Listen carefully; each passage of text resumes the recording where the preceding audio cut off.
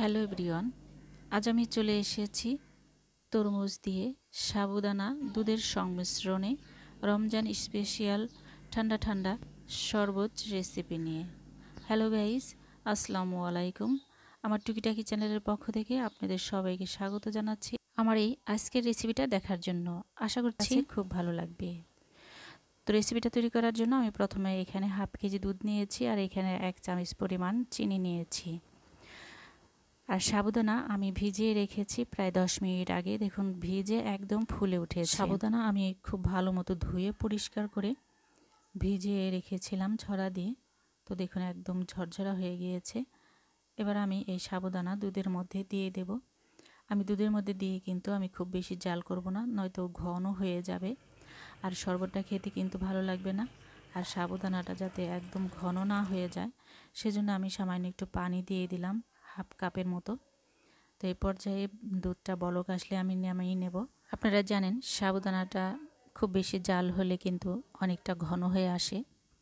তো সে পর্যায়ে খুব বেশি ঘন হয়ে গেলে শরবতটা কিন্তু আর শরবত হবে না, এক পর্যায়ে পায়েসে পরিণত হবে। তো সে পর্যায়ে শরবতটা খেতে কিন্তু ভালো লাগবে না। আপনারা চাইলে সাবুদানাটা আলাদাভাবে পানির মধ্যে ফুটিয়ে নিতে পারেন, তারপরে দুধের সাথে মিক্স করে দিতে পারেন। তো আমি খুব সহজভাবে দেখার চেষ্টা করেছি। তো আমার দুধটা বলক আসার পরে কিন্তু আমি দুধটা নামিয়ে নিয়েছি। এবার এটাকে ঠান্ডা করে একটা বাটির মধ্যে ঢেলে নেব, যেটার মধ্যে আমি তরমুজ দিয়ে শরবতটাকে তৈরি করব।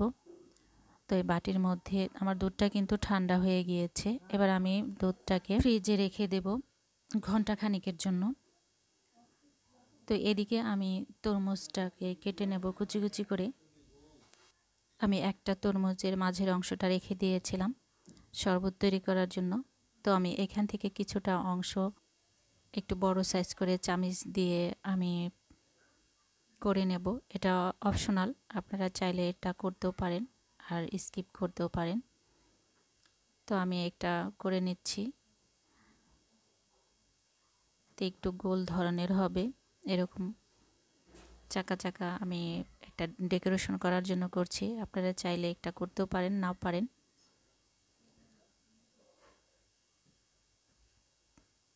তো বাকি তরমুজটা থেকে আমি টুকরো করে নিয়েছি। এবার এটাকে আমি ছোট ছোট পিস করে নেব। আমি আমার পছন্দ অনুযায়ী টুকরো করে নিচ্ছি, আপনারা আপনাদের পছন্দ অনুযায়ী টুকরো করে নিতে পারেন। আপনারা চাইলে এই শরবতটার মধ্যে যে কোনো ধরনের ফল দিয়ে তৈরি করতে পারেন। তরমুজ দিয়ে যে করতে হবে তেমনটা না, যে কোনো ধরনের ফল আপনার হাতের কাছে থাকলে সেই ফল দিয়ে আপনি শরবতটা তৈরি করে নিতে পারবেন। তো এখন রোজার মাসে বিভিন্ন ধরনের ফল ঘরে থাকে।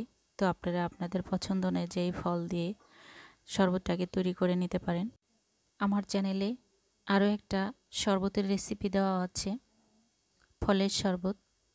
ইসবগুলের ভুসি দিয়ে বিভিন্ন ধরনের ফল দিয়ে শরবত তৈরি করা আছে। আমি সেই ভিডিওর লিংক এই ভিডিওর ডিসক্রিপশন বক্সে দিয়ে রাখব, আপনারা চাইলে দেখে নিতে পারেন। আশা করছি ভালো লাগবে। তো আমার তরমুজটা কিন্তু কাটা হয়ে গিয়েছে আর এর থেকে আমি বিচিগুলো আলাদা করে নিয়েছি। এই বিচিগুলোকে আলাদা করে নিয়ে বিচিগুলো ফেলে দেব, হয়তো শরবতে থাকলে খেতে কিন্তু ভালো লাগবে না। এবার আমি 1 ঘন্টা পর দুধটাকে নামিয়ে নিয়ে এসেছি। দুধটা কিন্তু অনেকটাই ঠান্ডা হয়ে গিয়েছে। এবার এর মধ্যে আমি দিয়ে দেব কেটে রাখা তরমুজের টুকরোগুলো। তো এই দেখুন আমার শরবতটা কিন্তু একদম রেডি হয়ে গিয়েছে। আমার শরবতটা কিন্তু ঘনও হয়নি আবার একদম পাতলাও হয়নি। তো আপনারা চাইলে এর মধ্যে কিন্তু বরফের কিছুটা চাকা দিয়ে দিতে পারেন আরও বেশি ঠান্ডা হওয়ার জন্য। তো আমার এটা কিন্তু 1 ঘন্টার মধ্যে অনেকটাই ঠান্ডা হয়ে গিয়েছে। তো এবার আমি পরিবেশন করে নিচ্ছি। আমার রেসিপিটা কীরকম হয়েছে অবশ্যই ভালো লাগলে লাইক, কমেন্ট এবং শেয়ার করে দেবেন। আমার চ্যানেলের নতুন বন্ধু হয়ে থাকলে চ্যানেলটাকে সাবস্ক্রাইব করে পাশে ছোট বেল আইকনটি অল প্রেস করে দেবেন, যাতে নতুন কোনো ভিডিও আপলোড দেওয়ার সাথে সাথে নোটিফিকেশনটি পৌঁছে যায় সবার আগে আপনার কাছে। আর যদি অলরেডি সাবস্ক্রাইব করে থাকেন তাহলে অসংখ্য অসংখ্য ধন্যবাদ। আজ এ পর্যন্তই, আবার দেখা হবে নতুন কোনো ভিডিওর মাধ্যমে। সে পর্যন্ত আপনারা ভালো থাকবেন, সুস্থ থাকবেন। আমি বিদায় নিচ্ছি। আল্লাহ হাফেজ।